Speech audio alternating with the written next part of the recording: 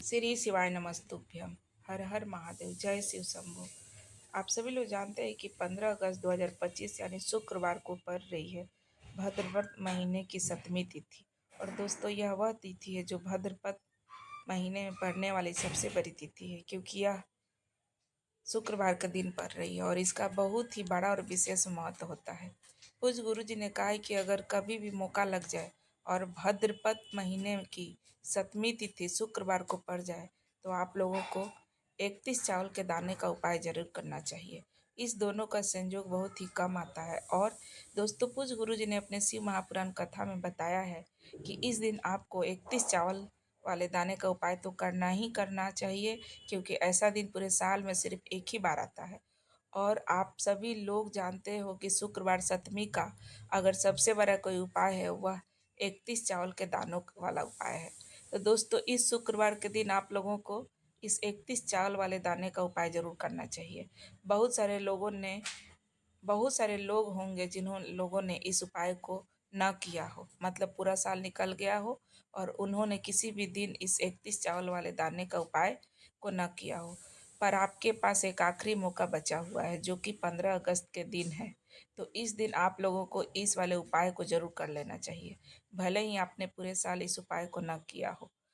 पर अगर आपने इस भाद्रपद महीने के शुक्रवार के दिन अगर इस वाले उपाय को कर लिया तो आपको इस उपाय को करने का फल मिलेगा, जिसने अपने कभी वो फल मिलेगा जो आपने कभी कल्पना भी नहीं की होगी।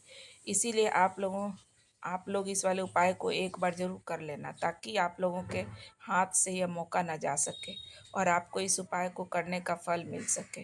दोस्तों, यह उपाय पंडित जी ने अपनी अभी की ही शिव महापुराण कथा में बताया है, जो कि इस उपाय को आज हम आपको बहुत अच्छे से समझाने वाले हैं।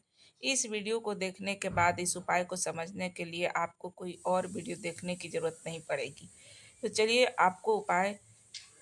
चलिए दोस्तों, उपाय को शुरू करते हैं। देखिए, यह इस भाद्रपद महीने के शुक्रवार के दिन इतना खास होता है, इतना महत्वपूर्ण होता है। देखा गया है कि कभी कभी बड़े बड़े पूजा पाठ अनुष्ठान से जो मनोकामना पूर्ण नहीं होती, वह इस भाद्रपद महीने के सतमी के दिन एक छोटे से उपाय कर लेने से हो जाती है मनोकामना पूरी।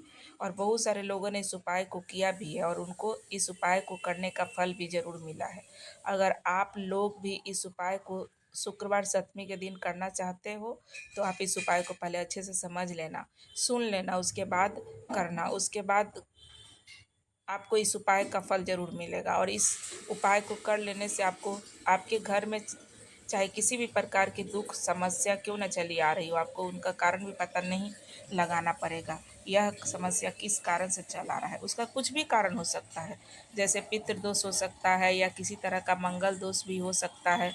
इस इसलिए आप लोगों को यह वाला उपाय कर लेना है। और यह एक ऐसा उपाय है जिस उपाय को अगर किसी विशेष दिन पर किया जाए तो भाई इस विशेष दिन का जो फल है ना, हमें मिलता ही मिलता है। पर हमने उस दिन पर उपाय को किया है तो हमें सबसे बड़ा फल मिलता है और बहुत बड़ा फल मिलता है, बहुत जल्दी मिलता है, क्योंकि आपने इस उपाय को बहुत ही बड़े और विशेष दिन पर कर रहे हो। तो चलिए उपाय के बारे में बात करते हैं। लेकिन उससे पहले आप लोगों को यह जानना आवश्यक होगा कि आखिर यह उपाय को किस समय करना है, किसको करना और कैसे करना है। तो चलिए हम आगे आगे आपको वीडियो में एक एक करके बात बता देते हैं। लेकिन उससे पहले अगर आप लोग हमारे चैनल पर नया हैं तो सब्सक्राइब कर दें और इस वीडियो को लाइक करके शेयर कर दें। धन्यवाद दोस्तों। अब इस 31 चावल के दाने वाले उपाय को हमें इस शुक्रवार के दिन कैसे करना है, किसको करना है, किस समय करना है और कहाँ पे करना है, यह सारे सवालों का जवाब हम आपको एक एक करके इस वीडियो में देंगे। और जो यह वीडियो देखेगा भाई, उसको 31 चावल के दाने वाला उपाय ज़रूर करना चाहिए, क्योंकि इस दिन एक चावल के दाने का भी बहुत बड़ा उपाय होता है और विशेष महत्व होता है। और जब बात आ जाए 31 चावल के दाने की तो यह सोने पर सुहागे वाली बात हो जाती है और यह एक बहुत ही बड़ा उपाय हो जाता है इस शुक्रवार 7वीं तिथि का। तो अब दोस्तों, इस 31 चावल के दाने के वाला उपाय को आखिर करना किसको है, तो सबसे पहले हम लोग इस बात पर बात कर लेते हैं। तो देखो, घर की जो बड़ी माताएं बहनें होती है, उन माताओं बहनों में से कोई भी एक बड़ी माता बहन इस उपाय को कर सकती है। और दोस्तों, अगर आप चाहो तो आप अपने घर से कोई भी सदस्य को इस उपाय को करवा सकते हो, किसी भी सदस्य से इस उपाय को करवा सकते हो। अगर किसी व्यक्ति की खुद की कोई मनोकामना है, खुद की कोई दुख और परेशानियां हैं कि वह अपने लिए करना चाहता है, तो इस वाले उपाय को वह खुद अपने लिए कर सकता है। बाकी अगर कोई भी घर में ऐसा है जो कि पूरे परिवार की सुख शांति और शांति के लिए करना चाहता है, तो इस उपाय को कर सकता है। इसमें कोई दिक्कत वाली बात नहीं है। कहने का मतलब है कि घर का कोई भी सदस्य पूरे उपाय को कर सकता है। तो यह वाला उपाय न कर तो फिर घर का कोई भी सदस्य उपाय को कर सकता है, चाहे फिर वह पुरुष हो या महिला हो। इस 31 चावल के दाने वाले उपाय को हमें करना कहाँ पे है, तो हमें इस 31 चावल वाले दाने का उपाय शिव मंदिर में जाकर करना है। बहुत सारे लोग प्रश्न करते हैं कि हर एक उपाय को करते समय क्या हम इस उपाय को घर पे कर सकते हैं, तो इस वाले उपाय को घर पे नहीं कर सकते हैं। इस वाले उपाय को करने के लिए आपको शिव मंदिर में ही जाना पड़ेगा। उसके बाद में अगला प्रश्न निकल कर आता है कि वह यह कि इस उपाय को लेकर के आखिर इस उपाय को किस समय करना है, सुबह के समय करना है कि शाम के समय करना है। तो देखो, इस वाले उपाय को आप लोग सुबह के समय भी कर सकते हो और शाम के समय भी कर सकते हो।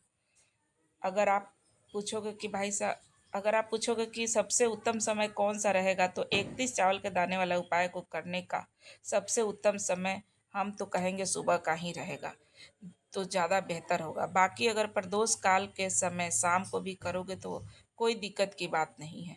अब दोस्तों, अगली सबसे बड़ी और महत्वपूर्ण बात आती है कि सुबह अगर हम उपाय करेंगे तो किस समय करेंगे, कितने बजे से लेकर कितने बजे तक, और प्रदोष काल में करेंगे तो कितने बजे से कितने बजे तक।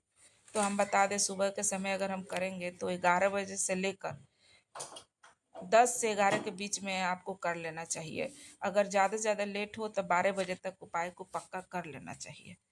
दोस्तों, इस तरह से सुबह का समय हम उपाय करेंगे। अगर शाम के समय करना है तो प्रदोष काल में करना है, जो 6 से 7 के बीच में होता है।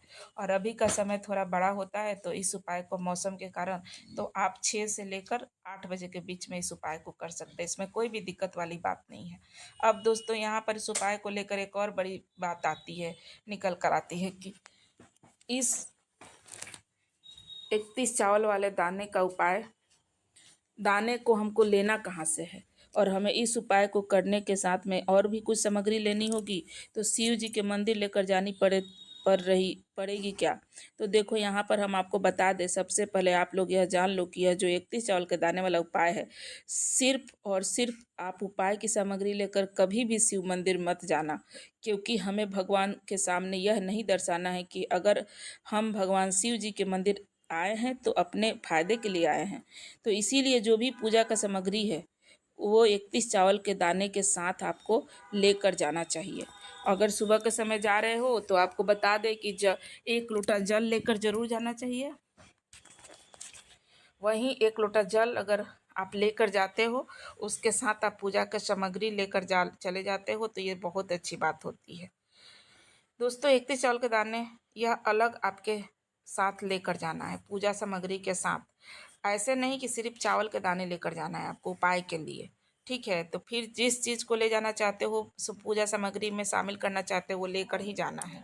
इस बात को हमेशा ध्यान रखना है। शाम के समय शिव जी के मंदिर पर अगर आप जा रहे हो इस उपाय करने के लिए, तो याद रखना है कि एक दीपक तैयार करके आपको ले जाना होगा, जो गोल बाती का दीपक हो, जो शुद्ध देसी घी का बना हुआ तैयार हुआ दीपक हो, उसे आपको लेकर जाना है। इस बात का हमेशा ध्यान रखें। इस दीपक को आपको घर से जलाकर नहीं लेकर जाना है, भगवान शिव जी के मंदिर में जाकर ही जलाना है। इस बात का भी आप लोगों को ध्यान रखना होगा। अब दोस्तों, यहाँ पर हम इस बात को समझते हैं कि 31 चावल के दाने हमें लेना कहाँ से है। तो क्या हमें दुकान से लेकर आना है, हमें अपने घर से लेना है, या कहाँ से लेना है, और कौन सा चावल लेना है। तो क्योंकि चावल भी कई प्रकार के होते हैं। देखो, इस सभी सवालों का जवाब आपको एक बात में सुन लो कि यह जो उपाय है, उस उपाय में आपको यह नहीं देखना है कि चावल कौन सा है। चावल कोई भी हो सकता है, बस चावल जो हो वो साबुत होना चाहिए। मतलब साबुत यानी कि कहीं से भी टूटा फूटा नहीं होना चाहिए, ना ही कहीं से कटा फूटा। यह बात आपको ध्यान रखना होगा। बाकी आपका चावल बासमती हो या सादा चावल है, इसमें कोई दिक्कत वाली बात नहीं है। तो सीधी सी बात है, आपके घर के रसोई घर में जहाँ पर आप भोजन बनता है, आप वहाँ से चावल अपने लिए उपस्थित जो खा लेते हो, बनवाते हो, वो उसमें से भी आप कटोरी में निकाल कर 31 चावल के साबुत दाने निकाल कर गिन के रख लेना अलग, कटोरी में रख देना, या तो आप किसी पुड़िया में बना कर रख देना। ऐसे 31 चावल के दाने आप लोग निकाल लोगे, जो कहीं से भी टूटे फूटे नहीं हो। अच्छे से चून कर साबुत चावल के दाने आप लोग निकाल कर रख लो, और उन्हीं किसी भी कागज़ के पुड़िया में या कटोरी में आप लोग रख लो, ताकि यह सुरक्षित रहे, एक भी चावल का दाना इधर उधर नहीं हो।